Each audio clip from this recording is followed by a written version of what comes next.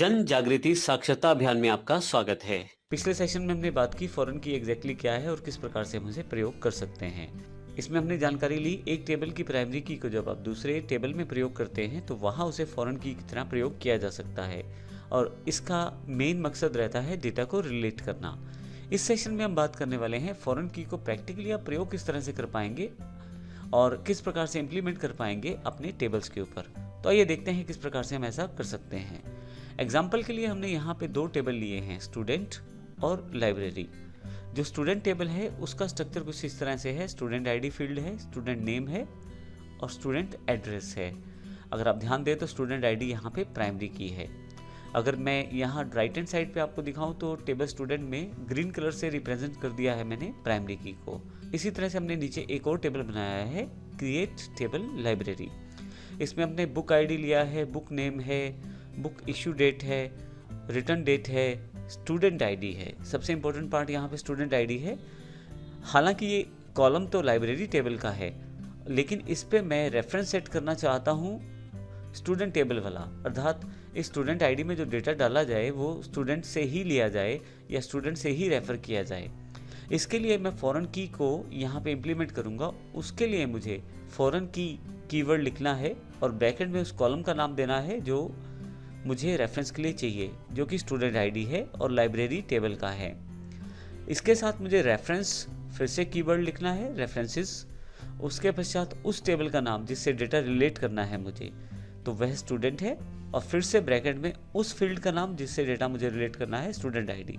तो कुल मिला के हमने किया यह है, फॉरेन कीवर्ड से फॉरेन की को सेटअप किया है जिसमें स्टूडेंट आईडी लाइब्रेरी टेबल का पहले, फिर रेफरेंसेस सेट किया है स्टूडेंट आईडी स्टूडेंट टेबल का फिर। तो इस तरह से आपके पास यहाँ पे एक दोनों में रिलेशन हो जाएगा जिससे कि आप आसानी से डेटा को वर्कआउट कर सकते हैं और अपनी जो डेटा इंटीग्रिटी को सेटअप कर सकते हैं। आइए प्रैक्टिकली देखते हैं हम किस प्रकार से इसे कर सकते हैं। जैसा कि पिछले सेशंस में भी मैंने आपको बताया है कि हमारे पास पहले से काफ़ी सारी फाइल्स अवेलेबल हैं जिनमें हमने इन कमांड्स को टाइप करके रखा हुआ है और चेक करके रखा हुआ है कमांड सारी ठीक रहे। तो यहाँ पे ये फाइल्स आपके पास पहले से आपकी पेन ड्राइव या डीवीडी में अवेलेबल है। अगर नहीं भी हैं तो आप www.issstworld.com पर जाकर या www.smartosystems.in पर जाकर डाउनलोड कर सकते हैं। आइए देखते हैं किस प्रकार से हम इसका प्रयोग कर सकते हैं। यहाँ पे मैंने फॉरेन टाइप किया है तो फॉरेन की से रिलेटेड सारी कमांड्स मेरे पास अवेलेबल हो जाएंगी यहाँ पे। अब यदि यहाँ देखें तो फॉरेन की विद प्राइमरी की, रिमूविंग फॉरेन की, एडिंग फॉरेन की आफ्टर क्रिएटिंग टेबल। तो जो कॉन्सेप्ट है हमें सबसे पहले फॉरेन की विद प्राइमरी की वाला करना है, तो इसे मैं डबल क्लिक करके ओपन कर लेता हूँ। तो सबसे पहले मुझे इन टेबल्स को बनाना है। देखिए आप यहाँ पे पहला टेबल दिया हुआ है, क्रिएट टेबल स्टूडेंट प्राइमरी की के साथ, फिर उसका डेटा कमांड है। थोड़ा सा आप नीचे आ जाएंगे तो फिर लाइब्रेरी टेबल है, उसका डेटा कमांड है। तो इस तरह से पहले ही हमने सब कुछ ऑर्गेनाइज कर दिया है ताकि आपके लिए आसान रहे टेबल्स को बनाना और कार्य करना। आइए सबसे पहले हम यहाँ से क्रिएट टेबल स्टूडेंट वाली कमांड को कॉपी कर लेते हैं। साथ में मैं यहाँ से इंसर्ट डेटा वाली कमांड को भी कॉपी कर लेता हूँ क्योंकि यहाँ पे 3 स्टूडेंट का डेटा पहले से फीड किया गया है। इसके लिए मैं राइट क्लिक करके इसे कॉपी कर लेता हूँ यहाँ से, और जो माईसीक्वल इंटरफेस है, जो PHP माईएडमिन का इंटरफेस है, वहाँ पे आ जाता हूँ वापस। अब यहाँ पे ध्यान रखिएगा अगर पहले से कोई टेबल आपने बनाया हुआ है तो उसे आप डिलीट या ड्रॉप ज़रूर कर दें, नहीं तो प्रॉब्लम ये रहेगा आपके पास कि पहले से टेबल एग्जिस्ट होने के कारण ये कमांड्स काम नहीं करेंगी। तो मैं कॉलेज डेटाबेस पे यहाँ आता हूँ और यहाँ मेरे पास 2 टेबल्स हैं तो इनको मैं बारी बारी से ड्रॉप कर देता हूँ। ये टेबल मुझे नहीं चाहिए क्योंकि मैं इसे दोबारा बनाने वाला हूँ। इस तरह से स्टूडेंट डेटा वाला जो टेबल है वो भी नहीं चाहिए। तो ध्यान रखिएगा जब भी आप काम करना शुरू करें तो चेक कर लें टेबल पहले से तो नहीं है वहाँ पे कोई। अब मैं SQL में आता हूँ यहाँ से और यहाँ पे मैं पेस्ट कर देता हूँ कमांड को। अब यहाँ पे देखिए कुछ एरर्स आपके पास हैं, मैं देख लेता हूँ क्या एरर्स है, लेकिन आपको पता होना चाहिए एरर्स क्यों हैं। सबसे पहले तो यहाँ पे लास्ट में आपके पास कॉमा नहीं आएगा क्योंकि आपके पास ये लास्ट फील्ड है। जैसे अगर छोटी छोटी चीज़ें सेटअप करनी है तो आपको स्वयं करनी पड़ेंगी। इसी तरह से आपके पास यहाँ पे अगर सेमीकोलन लगा दें क्रिएट टेबल कमांड के बाद तो होगा ये कि आपके पास ये दूसरा एरर भी हट जाएगा। तो ये भी हट गया है हमारे पास। तो यहाँ पे हमारे पास टोटल जो कमांड्स हैं हमने वो सारी की सारी कॉपी कर ली। मैं यहाँ पे इस कमांड को आपको डिस्क्राइब कर देता हूँ। सबसे पहले हमने एक स्टूडेंट टेबल बनाया है, उसमें सबसे पहली फील्ड को प्राइमरी की सेटअप किया है, स्टूडेंट आईडी वाली को। उसके पश्चात स्टूडेंट नेम है, स्टूडेंट एड्रेस है, ये इन्फॉर्मेशन स्टोर की गई है। और यहाँ पे उसके बाद आपके पास इंसर्ट इनटू स्टूडेंट, यहाँ पे 3 रोज इंसर्ट की गई हैं। अब यहाँ पे मैं गो पे क्लिक कर देता हूँ तो मेरा पहला टेबल क्रिएट हो जाएगा। अब देखेंगे टेबल तो क्रिएट हुआ है, साथ ही उसमें रोज भी इंसर्ट हो गई हैं। शो क्वेरी बॉक्स पे दोबारा आता हूँ यहाँ पे, और यहाँ से यदि आप इस पेज को रिफ़्रेश कर लें, अभी मैं यहाँ से इस पेज को रिफ़्रेश कर लेता हूँ एक बार, और यहाँ से देखें स्टूडेंट मेरे पास यहाँ राइट हैंड साइड पे कॉलेज डेटाबेस के अंतर्गत आ गया है। स्टूडेंट को राइट क्लिक करके मैं नई टैब में ओपन कर लेता हूँ, तो आपके पास डेटा भी है, इसमें टेबल हमारे पास अवेलेबल हो गया है। स्ट्रक्चर देखेंगे तो इसमें प्राइमरी की बन चुका है।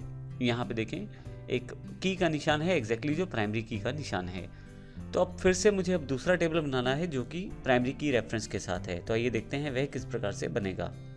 यहीं पर आप थोड़ा सा नीचे आ जाएं, और यदि आप यहाँ नीचे आके देखेंगे तो क्रिएट टेबल लाइब्रेरी हमारे पास अवेलेबल है। मैं इसको भी विद डेटा कॉपी कर लेता हूँ यहाँ से, और फाइनली यहाँ जाके पेस्ट कर देता हूँ। अब इसमें भी मैं इन सब चीज़ों को सेटअप कर लूँगा, जैसे कि सेमीकोलन यहाँ ज़रूरी है, अन्यथा आपके पास एरर रहेगा। तो ऐसी चीज़ों को आपको ध्यान रखना पड़ेगा कमांड टाइप करते समय। तो आइए इसको समझते हैं। हमने एक लाइब्रेरी टेबल बनाया है जिसमें बुक आईडी फील्ड है, बुक नेम है, बुक इशू डेट है, रिटर्न डेट है, और एक स्टूडेंट का आईडी है। ये सभी की सभी फील्ड्स जो हैं ये लाइब्रेरी टेबल की अपनी फील्ड्स हैं, लेकिन मैं चाहता हूँ जो स्टूडेंट आईडी फील्ड है लाइब्रेरी टेबल का, इसको रिलेट कर दिया जाए स्टूडेंट आईडी फील्ड से। इसके लिए मैं फॉरेन की सेटअप करता हूँ। फॉरेन की मुझे टाइप करना पड़ेगा, फिर लाइब्रेरी टेबल का, इस टेबल का स्टूडेंट आईडी, फिर जिस टेबल से मुझे रिलेट करना है स्टूडेंट टेबल और स्टूडेंट आईडी। अब यहाँ स्टूडेंट आईडी कॉलम या फील्ड का नाम है और स्टूडेंट टेबल का नाम है।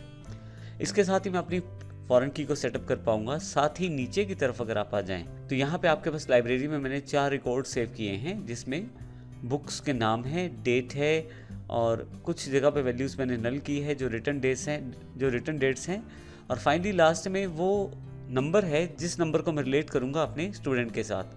तो यहाँ पे पहले स्टूडेंट ने जो मेरे पास बुक ली है वो पहला नंबर, पहले वाले स्टूडेंट ने 3 बार किताब ली है अलग अलग, और दूसरे स्टूडेंट ने केवल 1 किताब ली है। मैं फाइनली इसे गो करता हूँ पहले, ताकि मेरे पास ये टेबल क्रिएट हो जाए। तो ये टेबल मेरे पास क्रिएट हो गया है। आप यहाँ देखें कॉलेज में 2 टेबल क्रिएट हैं, लाइब्रेरी और स्टूडेंट। मैं यहाँ लाइब्रेरी को अब खोल लेता हूँ। अब आपके पास यहाँ चारों रिकॉर्ड्स एंटर हैं। अभी बुक इशू डेट तो है, लेकिन रिटर्न डेट मैंने अभी यहाँ फिल नहीं की है। लेकिन सबसे इंपॉर्टेंट बात यहाँ पे स्टूडेंट आईडी फील्ड से जुड़ी हुई है।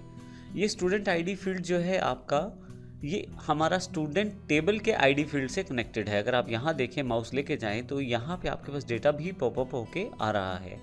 देखिए आप इसमें माउस रखते ही स्टूडेंट का नाम दिखाया जा रहा है, और अगर मैं इस पर क्लिक कर दूं तो आप उस पर्टिकुलर टेबल पर चले जाएंगे, उस पर्टिकुलर रो पर आ जाएंगे, जैसे स्टूडेंट आईडी 1 वंदना और अंबाला। इस तरह से दोनों टेबल रिलेट हो चुके हैं। फिर से लाइब्रेरी पे वापस आता हूँ। यहाँ से मैं अगर मैं 2 नंबर पे क्लिक करूँ तो यहाँ पे आप देखें बॉक्स ने एक सिलेक्शन दिया हुआ है आपको, स्टूडेंट आईडी 2, नेम नैना और एड्रेस अंबाला। तो इस तरह से आप अपने टेबल्स को रिलेट कर सकते हैं फॉरेन की के साथ, और बड़ा आसान हो जाता है डेटा को रिलेट करना। अब जो भी स्टूडेंट बुक इशू करवाएगा उसका रोल नंबर केवल आपको डालना है, और अगर उसके बारे में इंफॉर्मेशन आपको चाहिए तो आप यहाँ क्लिक करके उस पर्टिकुलर रोल नंबर पर जाकर स्टूडेंट टेबल में ही देख सकते हैं डेटा किस स्टूडेंट का है। इसके साथ हम आने वाले सेशंस में देखेंगे कि और टूल्स कौन से हैं जिनसे हम डेटा को रिलेट कर पाएंगे। तो इस सेशन में हमने देखा प्राइमरी की क्या है, फॉरेन की क्या है, किस प्रकार से हम उसे रिलेट कर सकते हैं और डेटा को इकट्ठा करके देख सकते हैं।